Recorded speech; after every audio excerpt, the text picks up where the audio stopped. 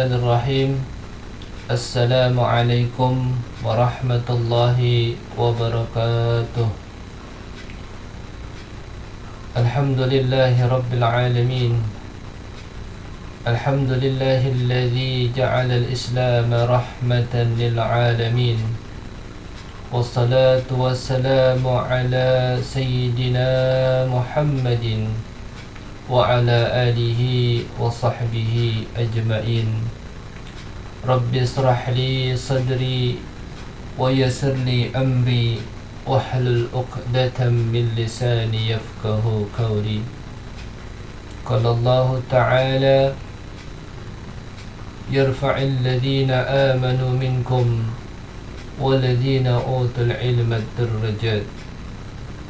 Wa qala Rasulullah sallallahu alaihi wasallam, man arada dunya fa'alaihi bi'ilmi wa man arada al-akhirah fa'alaihi bi'ilmi wa man aradahuma fa'alaihi bi'ilmi. Sadaqallah wa sadaqa Rasulullah sallallahu alaihi wasallam. Puji syukur kita panjatkan kehadirat Allah Subhanahu wa ta'ala yang telah memberikan kepada kita begitu banyak nikmatnya yang tak terhingga jumlah dan bilangannya, terutama nikmat iman, nikmat Islam, nikmat panjang umur kita dalam taat beribadah kepadanya. Salawat serta salam selalu kita haturkan, kita sampaikan kepada pemimpin dunia akhirat kita, pemberi syafaat untuk kita, yang karenanya lah Allah menciptakan seluruh alam beserta jagat raya dan isinya.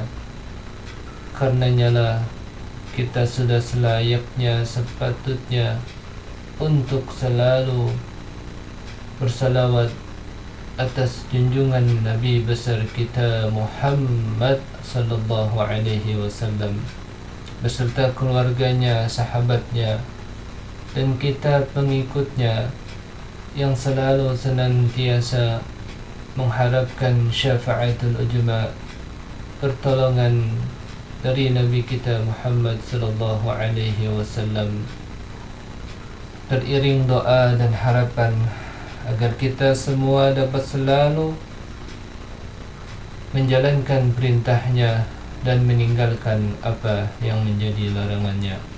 Amin, Allahumma amin. Hadirin yang dirahmati Allah Subhanahu wa ta'ala, izinkanlah saya pada kesempatan ini untuk menyampaikan ataupun memberikan tausiah, ceramah yang pada kesempatan ini saya akan memberikan judul menuntut ilmu adalah kewajiban bagi kita umat Islam. Telah sama-sama kita ketahui bahwasanya menuntut ilmu adalah suatu kewajiban bagi kita umat Islam, baik laki-laki maupun perempuan, yang mana kewajibannya di sini adalah fardu ain, yang apabila dikerjakan mendapatkan pahala, dan tentunya jika ditinggalkan berdosa. Melihat betapa pentingnya ilmu dalam kehidupan ini, ilmu adalah perisai untuk kita. Ilmu adalah cahaya, petunjuk bagi kita yang membedakan mana yang hak, mana yang batil, mana yang benar, mana yang salah, mana yang putih dan mana yang hitam. Dengan ilmu tersebutlah kita dapat mengetahui semuanya itu. Baik ilmu apapun wajib kita pelajari, terutama ilmu din, ilmu agama, ilmu yang mengenalkan kita kepada Allah Subhanahu wa taala, ilmu yang mengajarkan kepada kita bagaimana kita beribadah dengan baik dan benar. Ibadah tanpa ilmu ditolak. Maka kedudukan ilmu sangat penting dalam kehidupan ini, baik kehidupan pribadi kita, kehidupan keluarga, kehidupan bermasyarakat, kehidupan berbangsa dan bernegara. Dengan ilmulah seluruh tatanan kehidupan ini akan menjadi lebih teratur, akan menjadi lebih terarah, karena ilmulah yang akan menjaga kita baik dalam kehidupan ini, hubungannya dengan manusia maupun hubungannya kepada Allah Subhanahu wa taala. Dan dalam hadis yang lain Rasulullah sallallahu alaihi wasallam bersabda, "Talabul ilmi faridatan 'ala kulli muslim wal muslimat." Wa ila riwayah, "Utlubul ilmu minal mahdi ilal lahdi." Tuntutlah ilmu dari semenjak buayan sampai liang lahat. Dari hadis tersebut dapat kita pelajari, dapat kita pahami bahwasanya menuntut ilmu dari semenjak buayan sampai liang lahat pun Rasulullah sallallahu alaihi wasallam memerintahkan. Apa buktinya? Sampai liang lahat pun menuntut ilmu masih kita kerjakan. Manakala ketika kita dicabut nyawa kita, ketika kita di mana jasad ini dikebumikan, maka pada saat itu ada yang namanya talqinul mayyit. Dalam talqin mayit itu kita diajarkan man rabbuka wa ma nabiyuka wa ma imamuka wa ma kiblatuka wa ma ikhwanuka. Jika datang kepadamu dua malaikat Munkar dan Nakir menanyakan kepadamu tentang siapa Tuhanmu, siapa nabimu, siapa imammu, apa kiblatmu, siapa saudaramu, maka jawablah Allahu Rabbi wa Muhammadun Nabi wal Quran imami wa Ka'bah kiblati wa ikhwani muslimin. Dengan hal tersebut maka kita ketahui sesuai apa yang Rasulullah sallallahu alaihi wasallam sampaikan, menuntut ilmu dari semenjak buayan sampai liang lahat. Jadi betapa pentingnya dalam kehidupan ilmu, betapa pentingnya kedudukan ilmu dalam kehidupan ini. Maka di dalam usia kita yang masih muda, di dalam usia kita ini yang belum banyak kesibukan, maka sibukkanlah diri kita untuk menuntut ilmunya Allah Subhanahu wa ta'ala. Semoga Allah Subhanahu wa ta'ala selalu memberikan taufik hidayahnya kepada kita semua, agar kita semua dapat selalu menjalankan perintahnya, yaitu salah satunya adalah menuntut ilmunya Allah Subhanahu wa ta'ala. Dengan menuntut ilmu itu adalah juga merupakan rasa syukur kita kepada Allah. Rasa syukur kita ini kita buktikan dengan cara menuntut ilmunya Allah Subhanahu wa ta'ala. Syukur ada 3 hal: syukur dalam hati, syukur dalam lisan, dan syukur dalam perbuatan. Menuntut ilmu adalah merupakan syukur dalam perbuatan.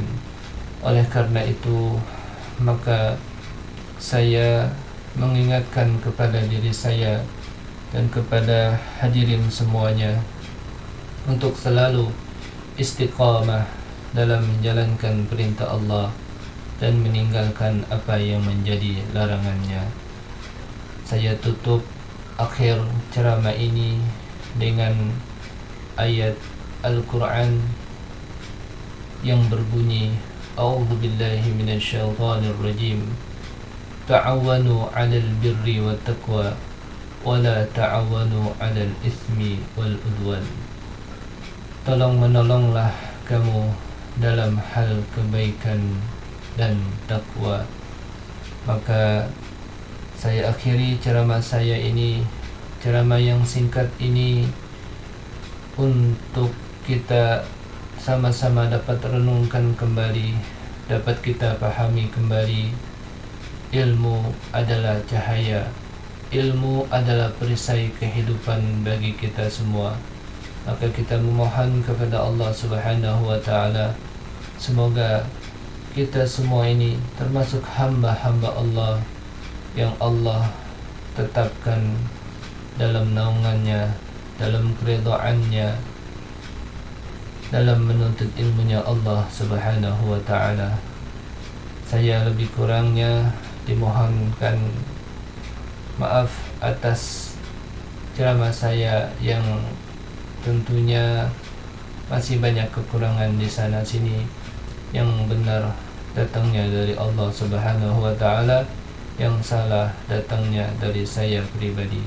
Saya akhiri, wabillahi taufiq wal hidayah.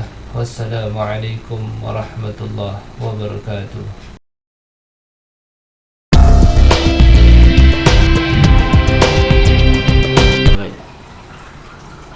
Assalamualaikum warahmatullahi wabarakatuh.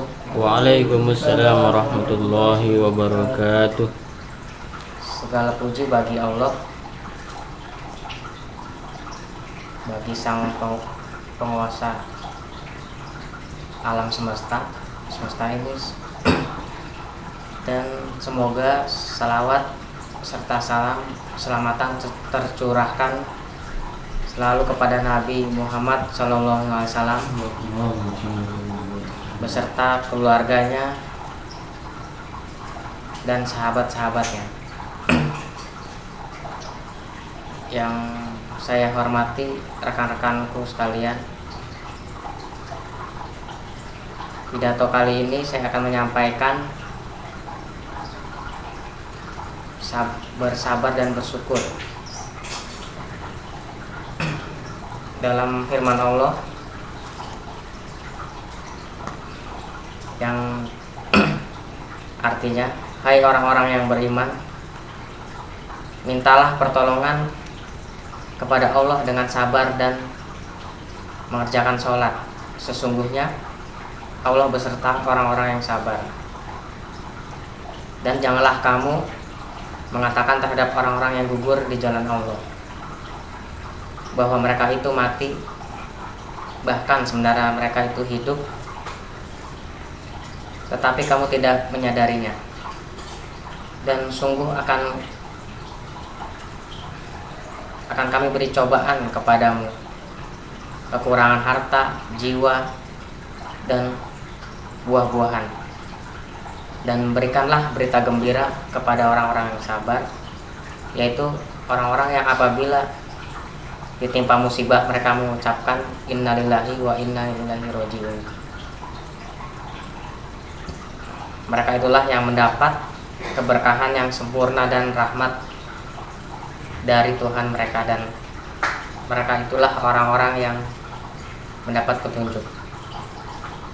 Quran surat Al-Baqarah ayat 153 sampai 154. Dalam Ibnu Katsir dalam tafsirnya mengatakan bahwa setelah Allah Ta'ala menjelaskan tentang bersyukur, Allah mensyariatkan tentang sabar dan petunjuk serta minta pertolongan dengan sabar dan sholat. Sebab seorang hamba hanya mengalami dua kemungkinan: mendapat nikmat yang membuatnya bersyukur, atau mendapatkan perkara yang membuatnya dia harus bersabar. Dan di dalam hadis Rasulullah SAW juga menyebutkan, sungguh menakjubkan seorang mukmin itu jika mendapatkan perkara yang menyenangkan. Dia bersyukur, dan bersyukur itu baik baginya. Jika dia ditimpa perkara yang tidak menyenangkan, dia bersabar, dan bersabar itu baik baginya. Nah, dalam hal ini yang pastinya kita jika mendapatkan suatu musibah yang membuat kita harus bersabar, dan apabila kita mendapatkan sesuatu nikmat yang harus kita yang membuat kita bersyukur, seperti nikmat kesenangan, nikmat sehat, dan nikmat yang ya seperti kita mendapatkan rezeki secara tiba-tiba yang tidak terduga-duga. Mungkin dari apa yang Allah telah berikan kepada hamba-hambanya, itu sesuatu yang seperti cobaan atau musibah kepada umatnya. Banyak orang yang lupa atas banyak orang yang lupa terhadap Allah. Mereka ketika mereka diberikan musibah atau cobaan, mereka lupa kepada Allah. Kebanyakan mereka selalu mengeluh dan tidak ingat atau mencoba untuk mengingat Allah.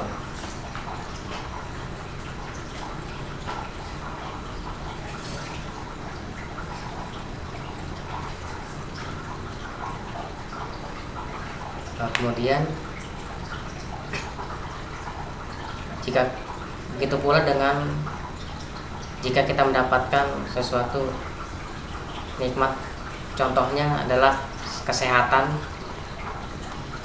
kita juga kadang melupakan, tidak bersyukur. Kita mendapatkan nikmat sehat, tetapi kita tidak pernah bersyukur atas nikmat yang telah diberikan oleh Allah SWT.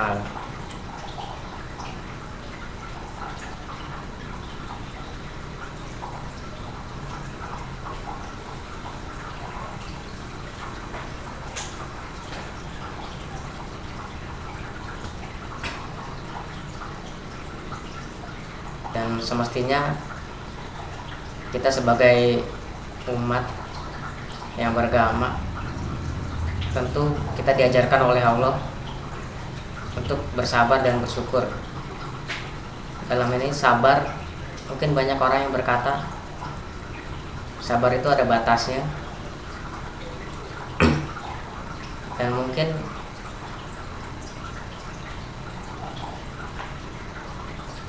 Allah telah mengajarkan dalam ayat yang tadi di atas, ya, untuk bersabar.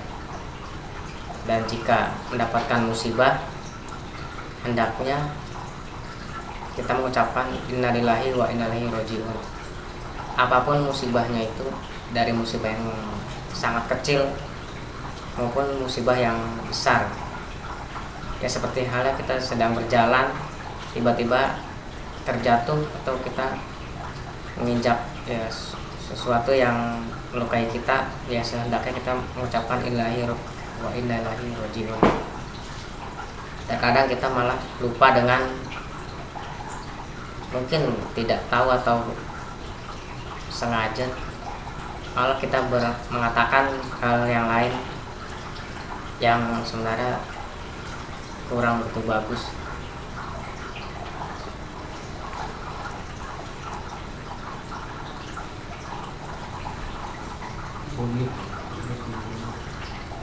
dan untuk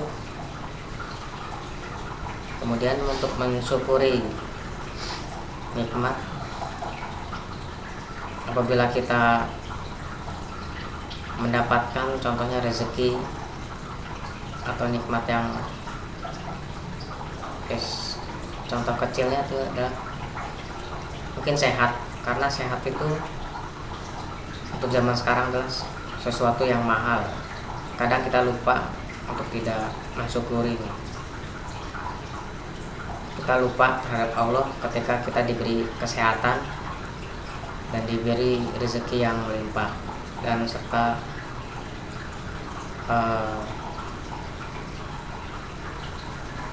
kebanyakan manusia lebih mengingat Allah ketika mereka sedang susah, ketika mereka mendapat cobaan, musibah. Mereka selalu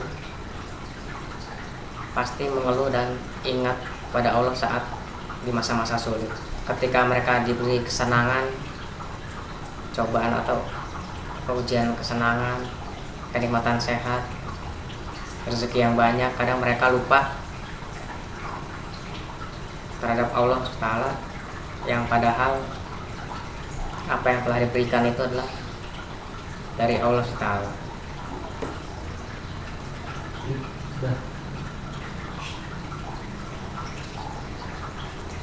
Mungkin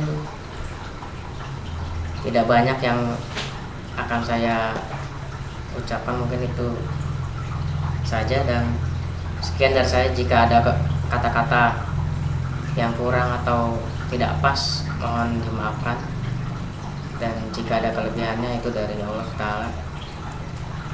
Jika ada sumur di ladang, bolehlah kita menumpang mandi. Jika ada umur panjang, boleh kita berjumpa lagi. Wassalamualaikum warahmatullahi wabarakatuh. Waalaikumsalam warahmatullahi wabarakatuh.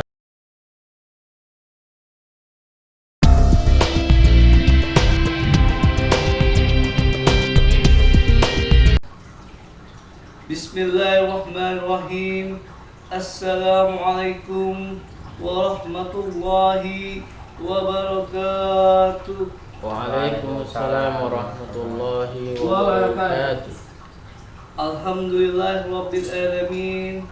Wassalatu wassalamu ala asrofil anbiya'i wal mursalin wa ala alihi wa sahbihi ajma'in. Amma ba'd. Puji syukur kehadirat Allah Subhanahu wa Ta'ala yang telah membimbing kita, yang telah memberikan rahmat dan hidayah kita hingga sampai bertemu di hari yang luar biasa ini. Tak lupa juga pada baginda Rasulullah SAW yang telah menuntun kita dari zaman yang gelap gulita hingga terang menderang seperti saat ini. Ma'asyiral muslimin rahimakumullah. Berapa minggu lalu kita baru saja meninggalkan hari raya besar, di mana pada saat itu umat Islam dan berbagai penjuru dunia melaksanakan ibadah haji di tanah suci. Selain mereka, disyaratkan juga mengerjakan sholat id dan menyembelih hewan kurban. Pada hari raya sholat id, biasanya kita juga mengingatkan tentang kisah kepada Nabi Ibrahim SAW dan putranya Ismail alaihissalam yang luar biasa. Keduanya menunjukkan ketundukan dan ketaatan kepada Allah Subhanahu wa Ta'ala. Sedikit cerita Nabi Ibrahim alaihissalam. Ketika Nabi Ibrahim alaihissalam diperintahkan untuk menyembelih anaknya Ismail, Nabi Ismail SAW, mereka berdua tunduk dan patuh. Tak ada keberatan sedikit pun atas ketundukan dan ketaatan itu mereka pun mendapatkan balasan yang besar di dunia dan akhirat.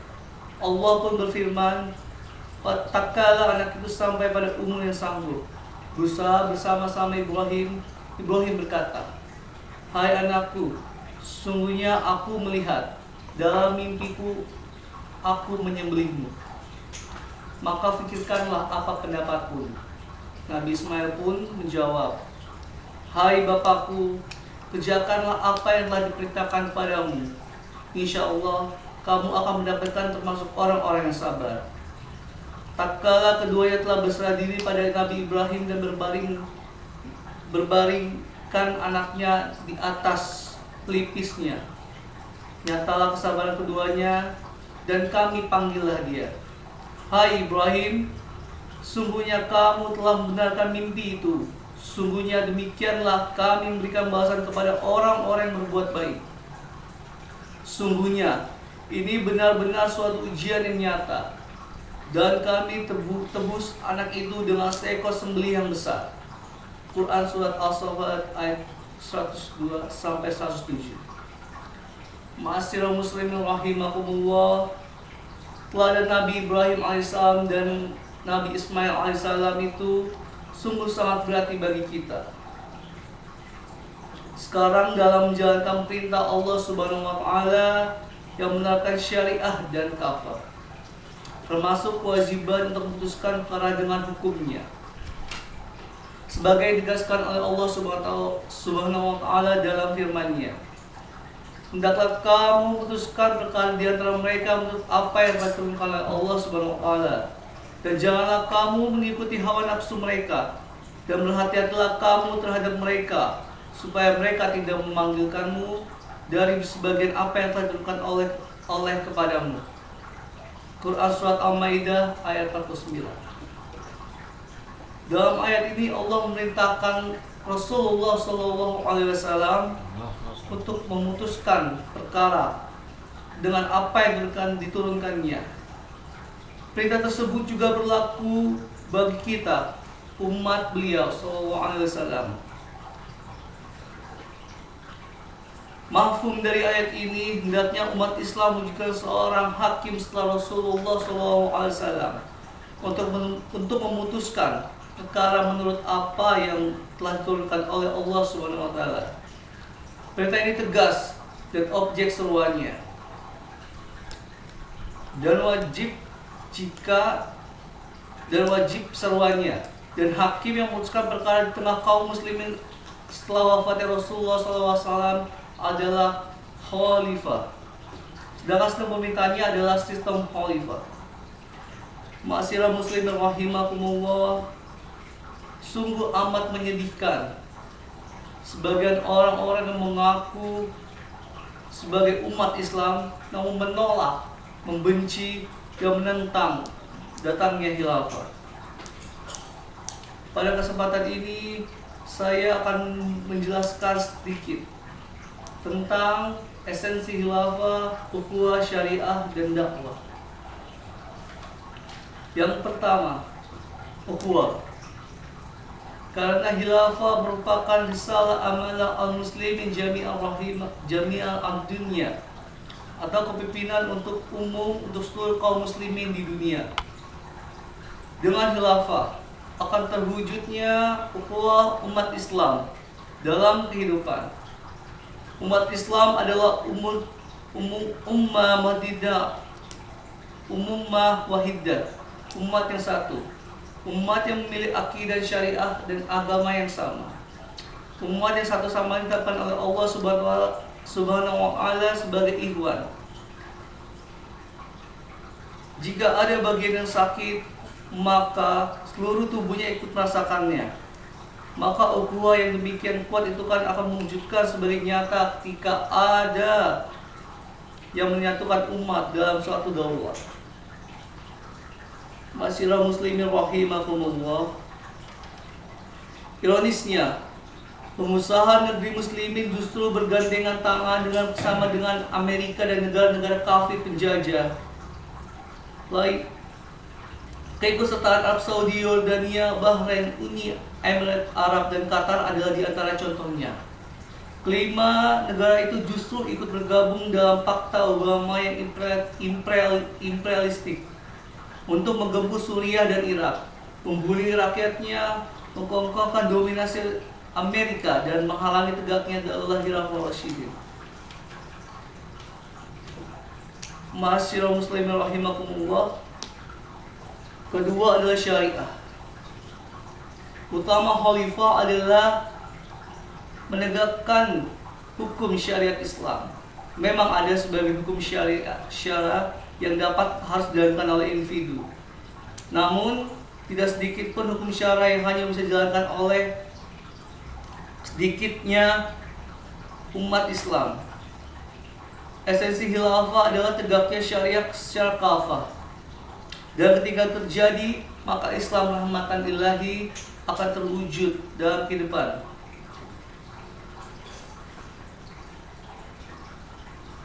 Maka sungguhnya menyesatkan jika ada yang mengatakan bahwa khilafah berbahaya bagi negeri ini. Mereka yang mengatakan demikian telah memutarbalikkan fakta. Fakta yang sungguhnya sistem sekuler, kapitalisme, liberalisme, dan yang telah mendatangkan bahaya dan bencana bagi negeri ini. Bukankah sistem kapitalisme dan liberalisme yang telah membuat negeri ini terjajah secara politik, ekonomi, budaya, dan pemikirannya? Bukankah sistem barat yang telah membuat kita dan membuat negeri ini dengan kekayaan alam negeri ini dikuras habis oleh negara-negara kafir tersebut? Bukankah sistem yang diimporkan dari barat itu yang menyebabkan negeri ini dilanda sebagian persoalan tak berkesudahan dalam semua aspek kehidupan? Ma'asyiral muslimin rahimakumullah. Yang terakhir adalah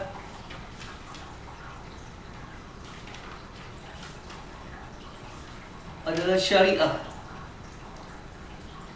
Syariah merupakan tugas utama seorang khilafah untuk menegakkan hukum syariat Islam. Allah Subhanahu wa taala berfirman, "Kami tidak mengutus kamu Muhammad kecuali menjadi rahmat bagi seluruh alam semesta." Maka rahmatan lillahi adalah jawaban dari semuanya. Terpenuhinya kemaslahatan dan daulah masyarakat kehadiran kerusakan hingga sampai sekarang ini. Ma'asyiral muslimin rahimakumullah. Tugas terakhir adalah dakwah. Untuk mendakwakan Islam ke seluruh dunia, maka dengan khilafah Islam tersebar luas dengan berbagai penjuru dunia dengan cepat. Selama 13 tahun Rasulullah SAW berdakwah di Mekah. Hanya sedikit penduduk yang masuk Islam.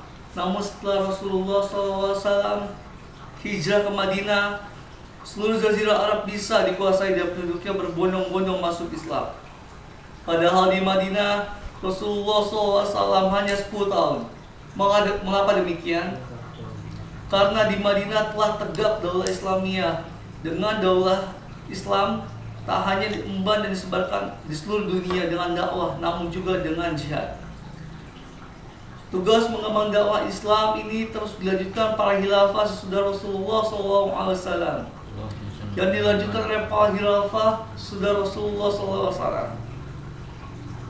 Berkat dakwah mereka, Islam bisa tersebar luas di dunia, termasuk sampai ke negeri ini. Sebagian para ulama yang disebut wali songo adalah utusan khalifah yang dikirim untuk berdakwah di negeri ini.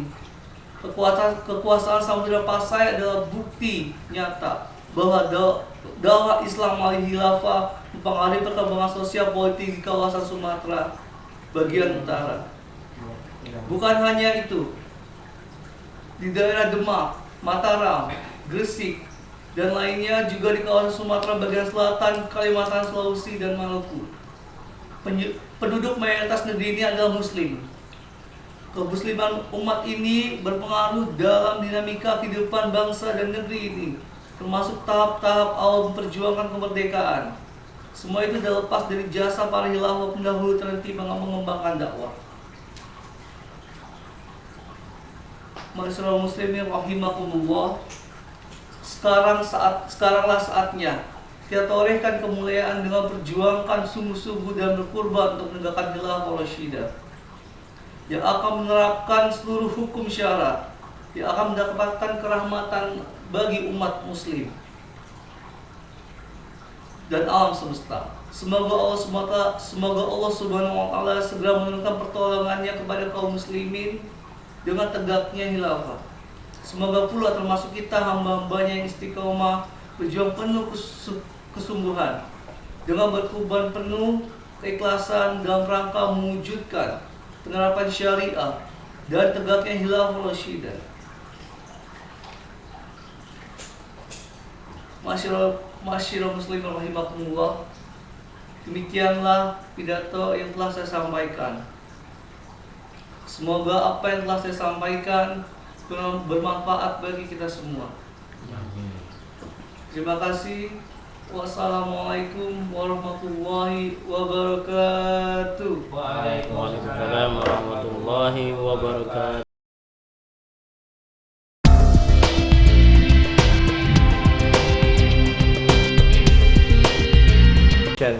Assalamualaikum warahmatullahi wabarakatuh. Waalaikumsalam warahmatullahi wabarakatuh. Innal hamdalillah nahmaduhu wa nasta'inuhu wa nastaghfiruh wa na'udzu billahi min shururi anfusina may yahdihillahu fala mudilla lahu wa may yudlilhu fala hadiya lahu. Ashhadu an la ilaha illallah wahdahu la syarika lah wa anna Muhammadan abduhu wa rasuluh. Amma ba'du. Hadirin rahimakumullah. Segala puji hanya bagi Allah yang telah memberikan segala nikmatnya terus menerus siang dan malam tanpa berhitung, tanpa perhitungan, yang maha terjaga, yang tidak pernah mengantuk dan tidak pernah tidur, yang maha hidup, abadi, dan maha memelihara semua makhluknya. Tiada ungkapan yang patut kita ungkapkan, yakni ucapan alhamdulillahirabbil alamin. Salawat dan salam senantiasa tercurah limpahkan kepada Nabi kita, pujaan hati kita, kekasih hati kita, kekasih hati ribuan juta umat muslim sedunia, Muhammad bin Abdillah, manusia terpilih, manusia yang paling mulia di sisi Allah. Doa yang paling besar bagi beliau adalah Allahumma salli wa sallim wa barik alaihi. Hadirin rahimakumullah, cukuplah bagi kita sebagai generasi umat Islam saat ini, sebagai umat Nabi Muhammad, Nabi yang teristimewa, meyakini dengan sepenuh hati bahwa Al-Quran sebagai sebaik-baik petunjuk hidup, sumber kebahagiaan dan jalan keselamatan di dunia dan akhirat. Meyakini dan meridhoi perintah Allah dan petunjuknya. Semua hal-hal yang telah diberikan oleh Allah dalam Al-Quran, firman dalam surat Al-Baqarah ayat 2, A'udzu billahi minasyaitonir rajim. Dzalikal kitabu la raiba fihi hudal lil muttaqin. Yang artinya baik manusia apabila mengajarkan Al-Qur'an itu setelah mempelajarinya. Baiklah, apa yang saya berikan mudah-mudahan menjadi tambahan ilmu bagi kita semua, dan tidak lupa saya ucapkan mohon maaf atas segala kesalahan yang telah saya ucapkan. Sebenarnya yang benar itu datangnya dari Allah, dan kesalahan hanya dari diri saya pribadi. Demikianlah pidato saya. Wassalamualaikum warahmatullahi wabarakatuh. Waalaikumsalam warahmatullahi wabarakatuh.